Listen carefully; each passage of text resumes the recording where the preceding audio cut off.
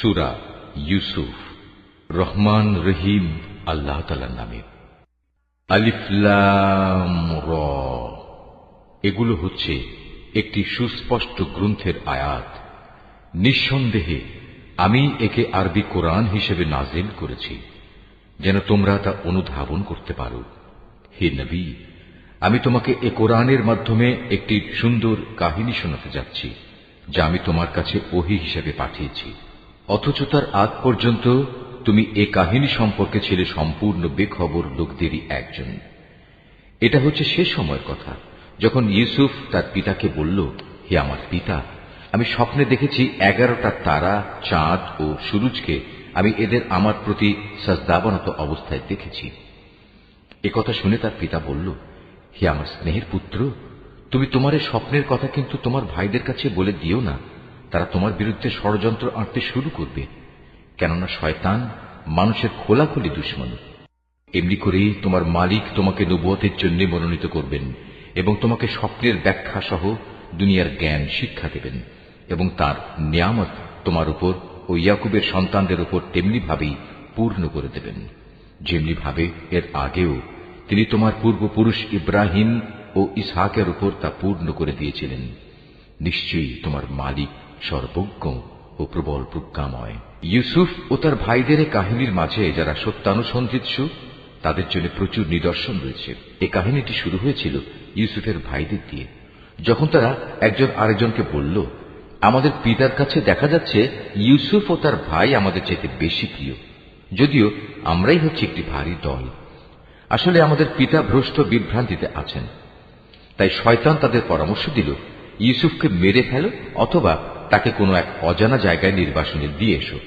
এরপর দেখবে তোমাদের পিতার দৃষ্টি তোমাদের দিকেই নিবিষ্ট হবে। অতঃপর তোমরা আবার সবাই ভালো মানুষ হয়ে যেও। এর মধ্যে তাদের মধ্যে থেকে একজন বলল, না, ইউসুফকে তোমরা হত্যা করো না। তোমরা যদি সত্যি সত্যি কিছু একটা করতে চাও, তাহলে তাকে হয়তো কোনো গভীর কূপে ফেলে দিয়েছো। আসা যাওয়ার পথে কোনো যাত্রীদল তাকে উঠিয়ে নিয়ে যাবে। সিদ্ধান্ত মোতাবেক সবাই পিতার কাছে এলো এবং তারা বলল, হে আমাদের পিতা, এ কি হলো তোমার? তুমি কি ইউসুফের ব্যাপারে আমাদের উপর ভরসা করতে পারছো না? অথচ আমরা সবাই হচ্ছে তার শুভাকাঙ্ক্ষী। আগামীকাল তাকে তুমি আমাদের সাথে জঙ্গলে যেতে দাও। সে আমাদের সাথে ফলমূল খাবে ও খেলাধুলা করবে। আমরা নিশ্চয়ই তার রক্ষণাবেক্ষণ করব। সে বলল, এটা অবশ্যই আমাকে কষ্ট দেবে যে তোমরা তাকে নিয়ে যাবে। তদুপরি আমি ভয় করছি এমন তো হবে না যে বাঘ তাকে এসে খেয়ে ফেলবে, অথচ তোমরা তার ব্যাপারে অমনোযোগী হয়ে পড়বে। তারা বলল, আমরা একটি ভারী দলবদ্ধ শক্তি হওয়া সত্ত্বেও যদি তাকে বাঘ এসে খেয়ে ফেলে, তাহলে আমরা সত্যি অথর্ব ও ক্ষতিগ্রস্ত হয়ে পড়ব। অতঃপর অনেক বলে কয়ে যখন তারা তাকে নিয়ে গেল এবং তারা তাকে এক অন্ধ কূপে নিক্ষেপ করার ব্যাপারে সবাই সিদ্ধান্ত নিল এবং তারা তাকে কূপে নিক্ষেপ করেও ফেলল, তখন আমি তাকে ওহী পাঠিয়ে জানিয়ে দিলাম, একদিন এমন আসবে যেদিন তুমি এসব কথা এদের সবাইকে বলে দেবে। এরা তো জানেই না এ ঘটনা কার জন্য কি পরিণাম বয়ে আনবে। ইউসুফকে কুয়ায় ফেলে দিয়ে রাতের কিছু অংশ অতিবাহিত হবার পর তারা কাঁদতে কাঁদতে তাদের পিতার কাছে এলো। অনুযোগের স্বরে তারা বলল, হে আমাদের পিতা, আমরা জঙ্গলে দৌড়ের প্রতিযোগিতা দিয়ে দেখতে চেয়েছিলাম আমাদের মধ্যে কে আগে যেতে পারে। আমরা ইউসুফকে আমাদের মাল সামানা পাহারা দেওয়ার জন্য এগুলোর পাশে রেখে গিয়েছিলাম। ইতিমধ্যে একটা নেকড়ে বাঘ এসে তাকে খেয়ে ফেলে। কিন্তু তুমি তো আমাদের কথা কিছুতেই বিশ্বাস করবে না, যত সত্যবাদী আমরা হই না কেন। তারা তার জামায় মিথ্যা রক্ত মেখে নিয়ে এসেছিল। তাদের কথা শুনে সে বলল, হ্যাঁ, তোমরা বরং এটা বলো, একটা কথা তোমরা মনে মনে ঠিক করে এনেছো এবং ধরে নিয়েছো, তা আমি বিশ্বাস করব। সুতরাং এই অবস্থায় পূর্ণ ধৈর্য ধারণ করাই আমার জন্য ভালো। তোমরা যে মন গড়া কথা বলছো সে ব্যাপারে আল্লাহ তাআলাই হচ্ছেন আমার একমাত্র সাহায্যস্থল। অতঃপর ঘটনা এমন হল, একটি বাণিজ্যিক কাফেলা সেখানে এলো। তার একজন পানি সংগ্রাহককে কুয়ার কাছে পাঠালো। সে যখন তার বালতি কুয়ায় নিক্ষেপ করল, অতঃপর সে যখন বালতি টান দিল, তখন দেখল একটি জীবন্ত বালক তাতে বসা। সে তখন চিৎকার দিয়ে বলল, ওহে, তোমরা শোনো, সুখবর, এ তো দেখছি এক কিশোর বালক। কাফেলার লোকেরা বাণিজ্যিক পণ্য মনে করে একে লুকিয়ে নিল। আসলে আল্লাহ তাআলা ভালো করেই জানতেন যা কিছু এরা তখন করছিল। তারা তাকে স্বল্প মূল্যে নির্দিষ্ট কয়েক দিরহামের বিনিময়ে বিক্রি করে দিল। বিনা পুঁজির পণ্য বিধায় এ ব্যাপারে তারা বেশি আশাও করেনি। মিশরের যে ব্যক্তি তাকে ক্রয় করেছিল সে তাকে নিজ ঘরে এনে তার স্ত্রীকে বলল, সম্মানজনকভাবে এর থাকার ব্যবস্থা করো, সম্ভবত বড় হয়ে সে কোনোদিন আমাদের উপকারে আসবে, অথবা ইচ্ছা করলে তাকে আমরা নিজেদের ছেলেও বানিয়ে নিতে পারি। এভাবেই একদিন আমি মিশরের জমিনে ইউসুফকে সম্মানজনক প্রতিষ্ঠা দান করলাম, যাতে করে আমি তাকে স্বপ্নের ব্যাখ্যা সহ অন্যান্য বিষয় আশয় সম্পর্কিত জ্ঞান শিক্ষা দিতে পারি। আল্লাহ তাআলা সব সময় স্বীয় ইরাদা বাস্তবায়নে ক্ষমতাবান, যদিও অধিকাংশ মানুষ এ কথাটা জানে না। অতঃপর সে যখন পূর্ণ যৌবনে উপনীত হল, তখন আমি তাকে নানা রকম প্রজ্ঞা ও জ্ঞান দান করলাম, আর আমি এভাবেই নেককার লোকদের পুরস্কার দিয়ে থাকি। একদিন এমন হল, সে যে মহিলার ঘরে থাকত সে তাকে তার প্রতি অসৎ উদ্দেশ্যে আকৃষ্ট করতে চাইল, এবং এ উদ্দেশ্যে সে তার ঘরের দরজাসমূহ বন্ধ করে দিয়ে তাকে বলল, এসো আমার কাছে। এই অশ্লীল প্রস্তাব শুনে সে বলল, আমি এ থেকে বাঁচার জন্য আল্লাহ তাআলার কাছে আশ্রয় চাচ্ছি। তিনি আমার মালিক, তিনি আমার উৎকৃষ্ট আশ্রয়। যে আল্লাহ তাআলা আমাকে আশ্রয় দিয়ে এখানে থাকতে দিয়েছেন, তার সাথে এই জুলুম আমি করব কিভাবে? তিনি অকৃতজ্ঞ জালেমদের কখনো মুক্তি দেন না। সে মহিলা তার প্রতি অসৎ কাজের এরাদা করে ফেলেছিল, এবং সেও তার প্রতি একই উদ্দেশ্যে এরাদা প্রায় করেই ফেলত, যদি না সে বিশেষ রহমতের নিদর্শন হিসেবে তার মালিকের নিদর্শন প্রত্যক্ষ না করত। এভাবেই আমি ইউসুফকে নৈতিকতার উচ্চমানে প্রতিষ্ঠিত রাখলাম, যেন আমি তার থেকে অন্যায় ও অশ্লীলতাপূর্ণ কাজ দূরে সরিয়ে রাখতে পারি। অবশ্যই সে ছিল আমার নিষ্ঠাবান বান্দাদের একজন। অতঃপর তারা উভয়ই সম্পূর্ণ ভিন্ন ভিন্ন উদ্দেশ্যে দরজার দিকে দৌড়ে গেল। মহিলা তাকে ধরতে গিয়ে পেছন দিক থেকে তার জামা টেনে ছিঁড়ে ফেলল। এমত অবস্থায় তারা উভয়ই তার স্বামীকে দরজার পাশে দাঁড়ানো অবস্থায় পেল। তখন মহিলাটি স্বীয় অভিসন্ধি গোপন করার জন্য ইউসুফকে অভিযুক্ত করে বলল, কি শাস্তি হওয়া উচিত সে ব্যক্তির যে ব্যক্তি তোমার স্ত্রীর সাথে অশ্লীল কাজের ইচ্ছা পোষণ করে? তাকে হয় জেলে পাঠাতে হবে, নতুবা অন্য কোনো কঠিন শাস্তি দিতে হবে। সে বলল, সে মহিলাই আমাকে অশ্লীল কাজের প্রতি আকৃষ্ট করতে চেয়েছিল। এ সময় সে মহিলার আপনজনদের মধ্যে থেকে একজন এসে সাক্ষী হিসেবে নিজের সাক্ষ্য পেশ করে বলল, ইউসুফের জামা তদন্ত করে দেখা যাক। যদি তার জামার সম্মুখ ভাগ ছেঁড়া হয়ে থাকে, তাহলে বুঝতে হবে অভিযোগের ব্যাপারে সে মহিলা সত্য বলেছে, এবং সে ইউসুফ মিথ্যাবাদীদের একজন। আর যদি তার জামা পেছন দিক থেকে ছেঁড়া হয়ে থাকে, তাহলে বুঝতে হবে সে নারী মিথ্যা কথা বলছে, এবং সেই সত্যিবাদীদের একজন। অতঃপর এ মূল নীতির ভিত্তিতে সে গৃহস্বামী যখন দেখল তার জামা পেছন দিক দিয়ে ছেঁড়া, তখন সে আসল ঘটনা বুঝতে পেরে নিজের স্ত্রীকে বলল, কোনো সন্দেহ নেই, এটা তোমাদের নারীদের ছলনা, আর সত্যি তোমাদের মতো নারীদের ছলনা বড় জঘন্য। হে ইউসুফ, তুমি এ নিয়ে বাড়াবাড়ি করা ছেড়ে দাও, এবং হে নারী, তুমি তোমার অপরাধের জন্য আল্লাহর কাছে ক্ষমা প্রার্থনা করো, কেননা তুমি এখানে আসল অপরাধী।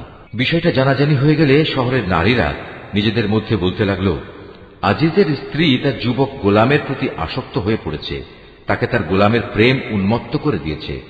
আমরা তো দেখতে পাচ্ছি সে সুস্পষ্ট গুমরাহিতে নিমজ্জিত হয়েছে। সে মহিলা যখন ওদের কানাকানি ও ষড়যন্ত্রের কথা শুনল, তখন সে ওদের সবাইকে নিজের ঘরে ডেকে পাঠালো এবং তাদের জন্য একটি মাহফিলের আয়োজন করল। রীতি অনুযায়ী প্রত্যেককে খাবার গ্রহণের জন্য এক একটি ছুরি দিল। অতঃপর যখন তারা খাবার গ্রহণ করার জন্য ছুরির ব্যবহার শুরু করল, তখন সে ইউসুফকে বলল, এবার তুমি এদের সামনে বেরিয়ে এসো। যখন মহিলারা তাকে দেখল, তখন তারা তার গরিমায় রূপ যৌবনে অভিভূত হয়ে গেল এবং নিজেদের অজান্তেই ছুরি দিয়ে খাবার গ্রহণের পরিবর্তে নিজেদের হাত কেটে ফেলল। তারা বলল, কি অদ্ভুত সৃষ্টি, এ তো কোনো মানুষ নয়, এ তো হচ্ছে এক সম্মানিত ফেরেশতা। এবার বিজয়িনীর ভঙ্গিতে সে মহিলা বলল, তোমরা দেখলে তো, এ হচ্ছে সে ব্যক্তি যার ব্যাপারে তোমরা আমাকে ভর্ৎসনা তিরস্কার করছিলে। এটা ঠিক, আমি তার কাছ থেকে অসৎ কিছু কামনা করেছিলাম, কিন্তু সে নিজেকে বাঁচিয়ে রেখেছে। কিন্তু আমি তাকে যা করতে আদেশ করি, সে যদি তা না করে, তাহলে অবশ্যই সে কারাগারে নিক্ষিপ্ত হবে এবং অপমানিত হবে। মহিলার দমভক্তি শুনে সে দোয়া করল, হে আমার মালিক, এর আমাকে যে পাপের দিকে আহ্বান করছে তার চাইতে কারাগার আমার কাছে অধিক প্রিয়। যদি তুমি আমাকে এদের ছলনা থেকে রক্ষা না করো, তাহলে হয়তো আমি ওদের প্রতি আকৃষ্ট হয়ে যাব এবং এভাবে আমিও জাহেলদের অন্তর্ভুক্ত হয়ে পড়ব। অতঃপর তার মালিক তার ডাকে সাড়া দিলেন। তার কাছ থেকে তিনি মহিলাদের চক্রান্ত সরিয়ে নিলেন। নিশ্চয়ই তিনি মানুষের সব ডাক শোনেন এবং তাদের ষড়যন্ত্র সম্পর্কেও তিনি সম্যক অবগত। আজিজ সহ অন্যান্য লোকদের কাছে এরপর এটাই তখনকার মতো সঠিক সিদ্ধান্ত মনে হল যে তাকে কিছু নির্দিষ্ট সময়ের জন্য হলেও কারাগারে নিক্ষেপ করতে হবে। অথচ তারা ইতিমধ্যে তার সৎ চরিত্রতার যাবতীয় নিদর্শন ভালো করেই দেখে নিয়েছে।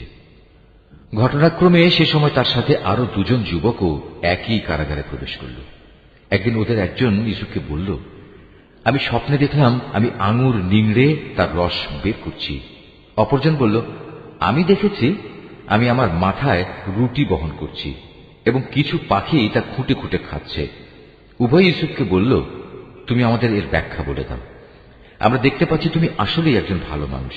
সে বলল, তোমরা নিশ্চিত থাকো, এবেলা তোমাদের যে খাবার দেয়া হবে তা তোমাদের কাছে আসার পূর্বেই আমি তোমাদের উভয়কে এর ব্যাখ্যা বলে দেব। তবে জেনে রেখো, এই যে স্বপ্নের ব্যাখ্যা তা হচ্ছে সে জ্ঞানেরই অংশবিশেষ যা আমার মালিক আমাকে শিক্ষা দিয়েছেন।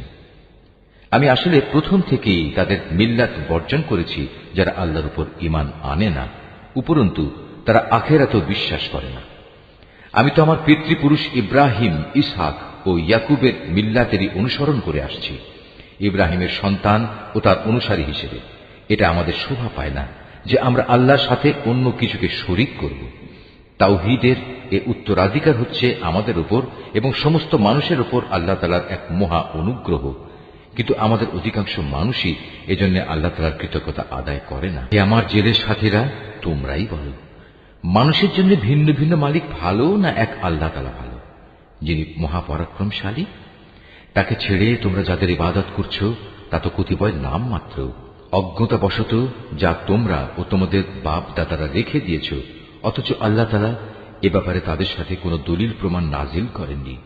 মূলত আইন বিধান জারি করার অধিকার একমাত্র আল্লাহ তাআলারই, আর এ বিধানের বলেই তিনি আদেশ দিচ্ছেন তোমরা আল্লাহ তাআলা ছাড়া অন্য কারো গোলামি করবে না, কারণ এটাই হচ্ছে সঠিক জীবন বিধান।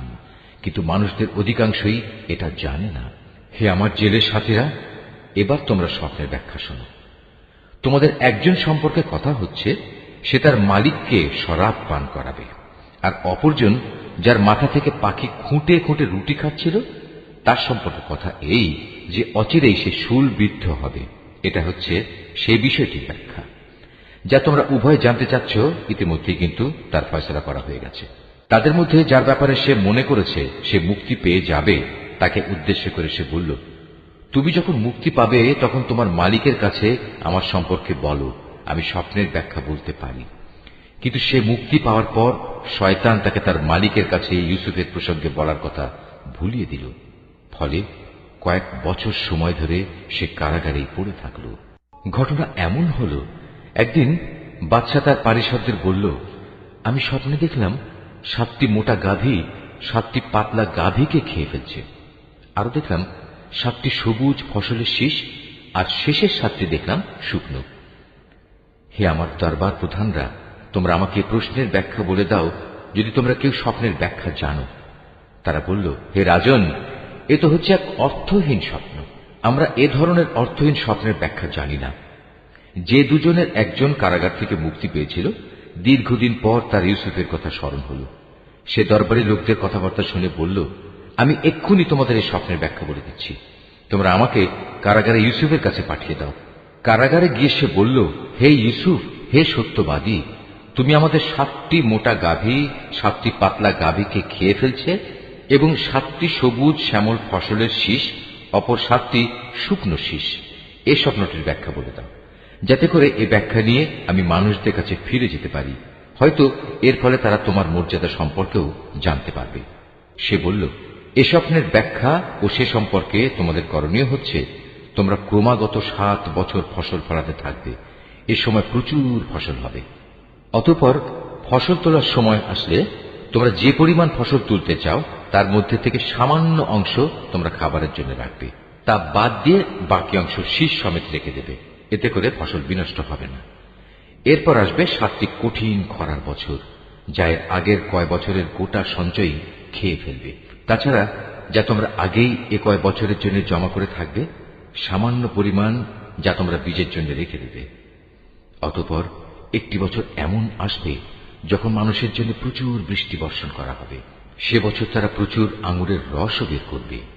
সে ব্যক্তি যখন বাদশাকে স্বপ্নেরই ব্যাখ্যা বলল, তখন বাদশাহ আগ্রহের সাথে বলল, ইউসুফকে আমার সামনে নিয়ে এসো। যখন শাহী দূত তার কাছে এই খবর নিয়ে কারাগারে এলো, তখন সে বলল, আমি অনুকম্পায় মুক্তি চাই না। আমার বিরুদ্ধে আনিত অভিযোগ আগে প্রমাণিত হোক। তুমি বরং তোমার মালিকের কাছে ফিরে যাও এবং তাকে জিজ্ঞেস করো, সে নারীদের সঠিক ঘটনা কি ছিল, যারা প্রকাশ্য মজলিসে নিজেদের হাত কেটে ফেলেছিল। যদিও আমি জানি আমার মালিক তাদের চক্রান্ত সম্পর্কে সম্যক অবগত ছিলেন, কিন্তু আমার মুক্তির আগেই আমার নির্দোষিতার ঘোষণা একান্ত প্রয়োজন। এরপর বাদশাহ সে নারীদের দরবারে তলব করল এবং তাদের জিজ্ঞেস করল, ঠিক ঠিক আমাকে বলো তো, সেদিন তোমাদের কি হয়েছিল, যেদিন তোমরা ইউসুফের কাছ থেকে অসৎ কর্ম কামনা করেছিলে? তারা বলল, আশ্চর্য আল্লাহ তাআলার মাহাত্ম্য, আমরা তো তার মধ্যে কোনো পাপই দেখতে পাইনি। এ কথা শুনে আজিজের স্ত্রী বলল, এখন যখন সত্য প্রকাশিত হয়েই গেছে, তখন আমাকেও বলতে হয়, আসলে আমি তার কাছে অসৎ কাজ কামনা করেছিলাম। অবশ্যই সে ছিল সত্যবাদী। শাহী তদন্তের খবর শুনে ইউসুফ বলল, এটি আমি এজন্য করতে বলেছিলাম যেন সে বাদশাহ জেনে নিতে পারে আমি আজিজের অবর্তমানে তার আমানতের কোনো খেয়ানত করিনি। কেননা আল্লাহ তাআলা কখনো খেয়ানতকারীদের সঠিক পথ দেখান না। তবে আমি আমার ব্যক্তি সত্তাকেও নির্দোষ মনে করি না, কেননা মানুষের প্রবৃত্তি হামেশাই মন্দপ্রবণ। কিন্তু তার কথা আলাদা, যার প্রতি আমার মালিক দয়া করেন। অবশ্যই আমার মালিক আমার উপর ক্ষমাশীল ও পরম দয়ালু। এরপর বাদশাহ বলল, ইউসুফকে আমার কাছে হাজির করো, আমি তাকে একান্তভাবে আমার নিজের করে রাখব। ইউসুফকে আনার পর যখন বাদশাহ তার সাথে কথা বলল, তখন সে বলল, আজ সত্যি সত্যি তুমি আমাদের সবার কাছে একজন সম্মানী ও বিশ্বস্ত ব্যক্তি বলে প্রমাণিত হলে। সে বাদশাকে বলল, যদি তুমি আমাকে বিশ্বস্তই মনে করো, তাহলে রাজ্যের এই বিশৃঙ্খল খাদ্য ভাণ্ডারের উপর আমাকে নিযুক্ত করো। আমি অবশ্যই একজন বিশ্বস্ত রক্ষক ও অর্থ পরিচালনায় অভিজ্ঞ বটে। তাকে দেশের ভাণ্ডারের দায়িত্বশীল নিযুক্ত করার পর আল্লাহ তাআলা বললেন, এবং এভাবেই আমি ইউসুফকে মিশরের ভূখণ্ডে ক্ষমতা দান করলাম। সে দেশের যথা ইচ্ছা বসবাস করতে পারবে, আর আমি যাকে চাই তার কাছে আমার রহমত পৌঁছে দিই। আমি কখনো নেককার লোকদের পাওনা বিনষ্ট করি না। যারা আল্লাহর উপর ঈমান আনে এবং তাঁকে ভয় করে, তাদের জন্য তো আখিরাতের পাওনা রয়েছে, যা অনেক উত্তম। ইউসুফের ভাইয়েরা পরিবারের রসদ কেনার জন্য মিশরে এলো এবং একদিন তার সামনেও হাজির হল। সে তাদের দেখে চিনতে পারল, কিন্তু তারা তাকে চিনতে পারল না। যখন সে তাদের রসদের যাবতীয় ব্যবস্থা সম্পন্ন করে দিল, তখন সে তাদের বলল, এরপর যদি আবার আসো, তাহলে তোমরা তোমাদের পিতার কাছ থেকে তোমাদের বৈমাত্র ভাইটিকে নিয়ে আমার কাছে আসবে। তোমরা কি দেখতে পাও না, আমি মাথা হিসাব করে পূর্ণ মাত্রায় মেপে মেপে রসদ দিই। তাছাড়া আমি তো একজন উত্তম অতিথি পরায়ণ ব্যক্তিও বটে। তবে যদি তোমরা আগামীবার তাকে নিয়ে আমার কাছে না আসো, তাহলে আমার কাছে তোমাদের জন্য আর কোনো রসদ থাকবে না। সে অবস্থায় তোমরা আমার কাছেও ঘেঁষো না। তারা বলল, এ বিষয়ে আমরা তার পিতাকে অনুরোধ করে সম্মত করব। আমরা অবশ্যই এ চেষ্টা করব। সে তার রসদ কর্মচারীদের বলল, এ লোকদের মূলধন তাদের মালপত্রের ভেতর রেখে দাও, যাতে করে ওরা তাদের আপনজনদের কাছে ফিরে গেলে এটা জানতে পারে। হতে পারে এ লোভে তারা আবার ফিরে আসবে। যখন তারা তাদের পিতার কাছে ফিরে গেল, তখন তারা বলল, হে আমাদের পিতা, আমাদের ভবিষ্যতের রসদ বন্ধ করে দেওয়া হয়েছে। অতএব তুমি আমাদের ভাইকে আমাদের সাথে যেতে দাও, যাতে করে আমরা তার ভাগ সহ ওজন করে রসদ আনতে পারি। অবশ্যই আমরা তার হেফাজত করব।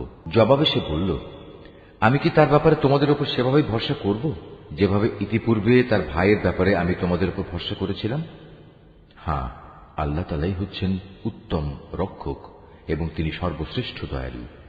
অতঃপর তারা যখন মালপত্র খুলল, তখন তারা তাদের মূলধন যা দিয়ে রসদ খরিদ করেছিল দেখতে পেল তা তাদের পুরোপুরি ফেরত দেওয়া হয়েছে। এটা দেখে তারা বলল, হে আমাদের পিতা, এর চাইতে বেশি মহানুভবতা আমরা আর কি চাইতে পারি? দেখো, আমাদের মূলধনও আমাদের ফেরত দেওয়া হয়েছে। এবার অনুমতি দাও আমরা ভাইকে নিয়ে যাই এবং আমরা আমাদের পরিবারের জন্য রসদ নিয়ে আসি। আমরা আমাদের ভাইয়ের হেফাজত করব এবং ভাইয়ের কারণে আমরা অতিরিক্ত একটি উট বোঝাই করে রসদও আনতে পারব। এবার আমরা যা এনেছি এটা তো ছিল পরিমাণে নিতান্ত কম। সে বলল, আমি কখনোই তাকে তোমাদের সাথে পাঠাবো না, যতক্ষণ না তোমরা আল্লাহর নামে আমাকে অঙ্গীকার দেবে যে তোমরা অবশ্যই তাকে আমার কাছে ফিরিয়ে আনবে। তবে হ্যাঁ, কোথাও যদি তোমরা নিজেরাই সমস্যায় পরিবেষ্টিত হয়ে যাও তাহলে তা হবে ভিন্ন কথা। অতঃপর যখন তারা তার কাছে তাদের অঙ্গীকার পেশ করল তখন সে বলল, মনে রেখো, আমরা যা কিছু এখানে বললাম আল্লাহ তাআলাই তার উপর চূড়ান্ত কর্মবিধায়ক হয়ে থাকবেন। সে বলল, হে আমার ছেলেরা, তোমরা মিশরে পৌঁছে কিন্তু এক দরজা দিয়ে নগরে প্রবেশ করো না, বরং ভিন্ন ভিন্ন দরজা দিয়ে প্রবেশ করবে, তাহলে তোমাদের দেখে কারো মনে হিংসার সৃষ্টি হবে না। মনে রাখবে, আল্লাহর ইচ্ছার বিরুদ্ধে আমি তোমাদের কোনো কাজেই আসব না। বিধান জারি করার কাজ শুধু আল্লাহ তাআলার জন্য নির্দিষ্ট। আমি সর্বদা তাঁরই উপর নির্ভর করি। প্রতিটি মানুষ যারা ভরসা করে তাদের উচিত শুধু আল্লাহর উপরই ভরসা করা। অতঃপর তারা মিশরে ঠিক সেভাবেই প্রবেশ করল যেভাবে তাদের পিতা তাদের আদেশ করেছিল। মূলত আল্লাহ তাআলার ইচ্ছার সামনে এটা কোনোই কাজে আসেনি। তবে হ্যাঁ, এটা ছিল ইয়াকুবের মনের একটি ধারণা যা সে পূর্ণ করে নিয়েছিল। অবশ্যই সে ছিল অত্যন্ত জ্ঞানী ব্যক্তি, কারণ তাকে আমি জ্ঞান শিক্ষা দিয়েছিলাম, যদিও অধিকাংশ মানুষ তা জানে না। যখন তারা ইউসুফের কাছে হাজির হল তখন সে তার নিজ ভাইকে তার পাশে বসার জায়গা দিল এবং একান্তে তাকে বলল, দেখো, আমি কিন্তু তোমার ভাই ইউসুফ।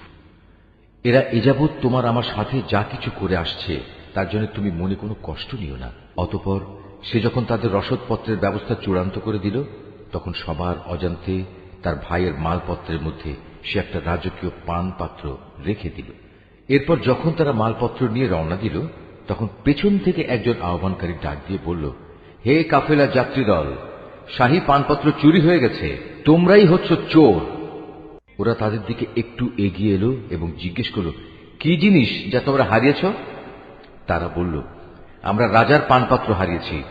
যে ব্যক্তিই তা খুঁজে আনবে তার জন্য উট বোঝাই রসদ দেওয়ার ব্যবস্থা থাকবে এবং আমি তার জামিন থাকব। একথা শুনে তারা বলল, আল্লাহর শপথ, তোমরা ভালো করেই একথা জানো আমরা তোমাদের দেশে কোন রকম বিপর্যয় সৃষ্টি করতে আসিনি, উপরন্তু আমরা চোরও নই।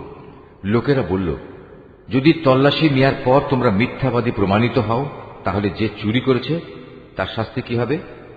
তারা বলল, যার মাল সামানের ভেতর সে পানপাত্রটি পাওয়া যাবে সে নিজেই হবে নিজের শাস্তি।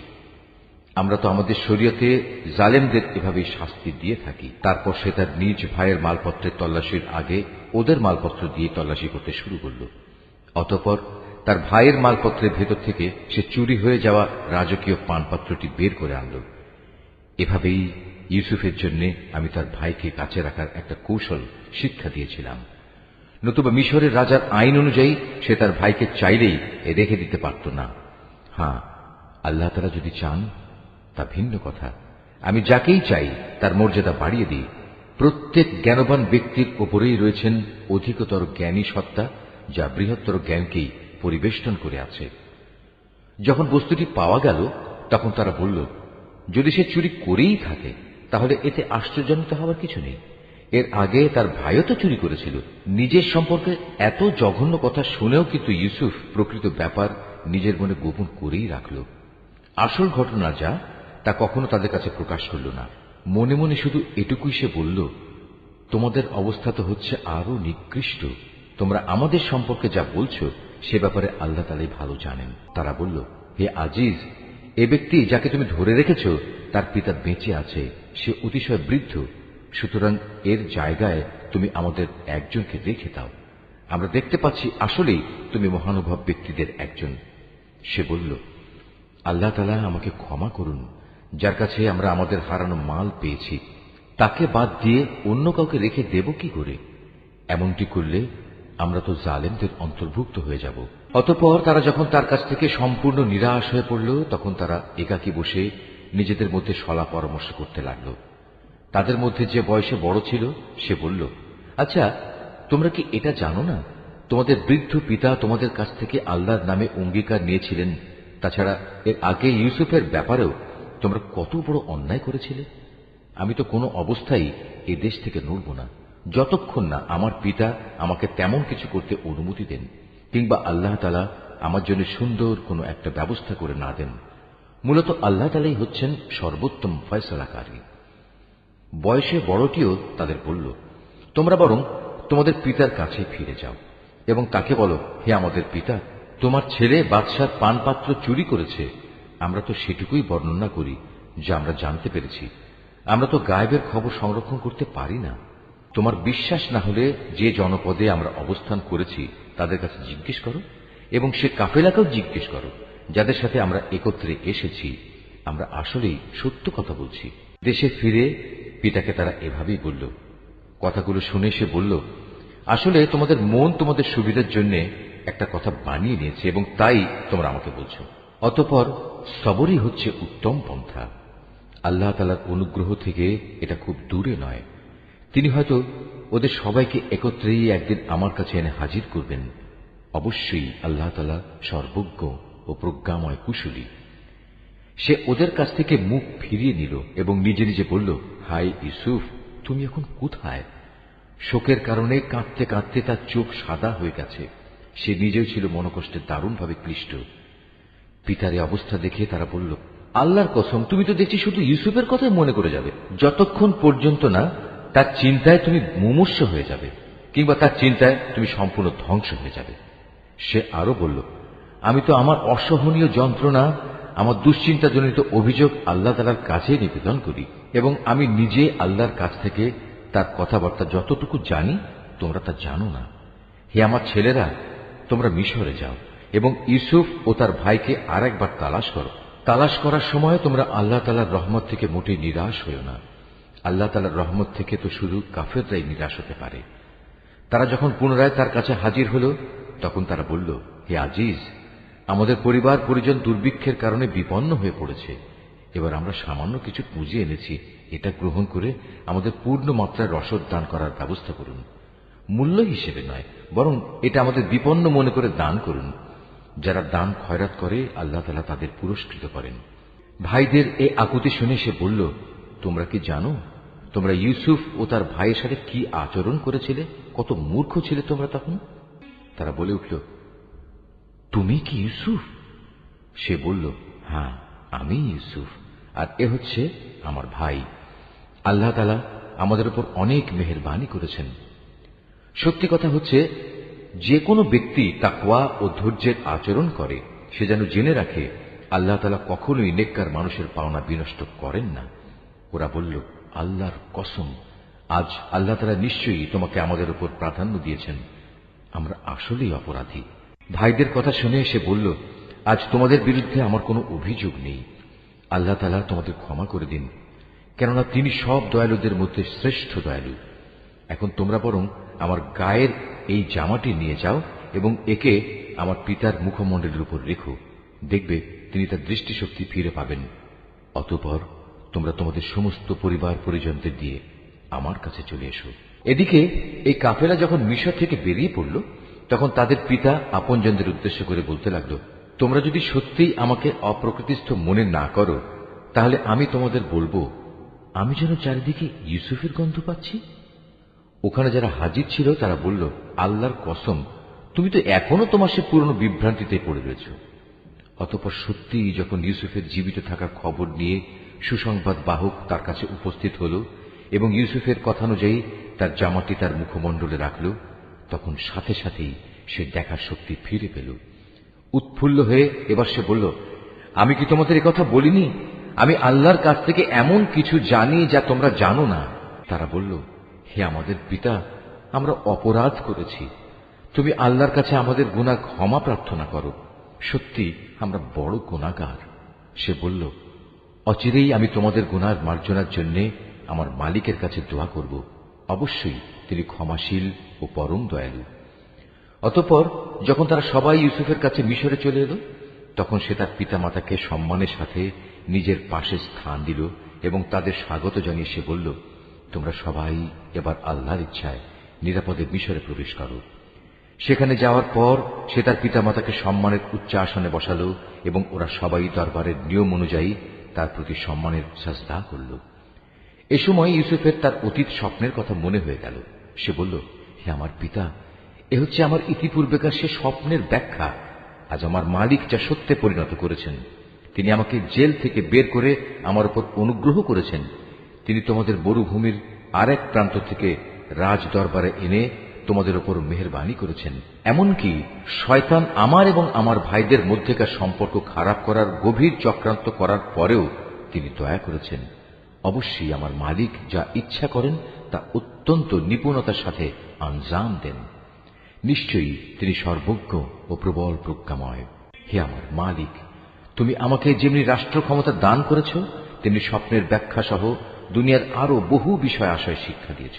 হে আসমান সমূহ ও জমিনের স্রষ্টা, তুমি আমার একমাত্র অভিভাবক, দুনিয়াতেও এবং আখিরাতেও। একজন অনুগত বান্দা হিসেবে তুমি আমার মৃত্যু দিও এবং পরকালে আমাকে নেককার মানুষদের দলে শামিল করো। হে নবী, এই যে ইউসুফের কাহিনী যা আমি তোমাকে শোনালাম, তা হচ্ছে তোমার অদেখা ঘটনাসমূহের একটি। এটা আমি তোমাকে ওহির মাধ্যমেই জানিয়েছি। নতুবা তারা যখন ইউসুফের বিরুদ্ধে তাদের পরিকল্পনা চূড়ান্ত করছিল এবং তারা যখন তার বিরুদ্ধে যাবতীয় ষড়যন্ত্র চালিয়ে যাচ্ছিল, তখন তুমি তো সেখানে হাজির ছিলে না। এ সত্ত্বেও অধিকাংশ মানুষের অবস্থা হচ্ছে, যত দলিল প্রমাণই দেয়া হোক না কেন, তারা কখনো ঈমান আনার মতো নয়।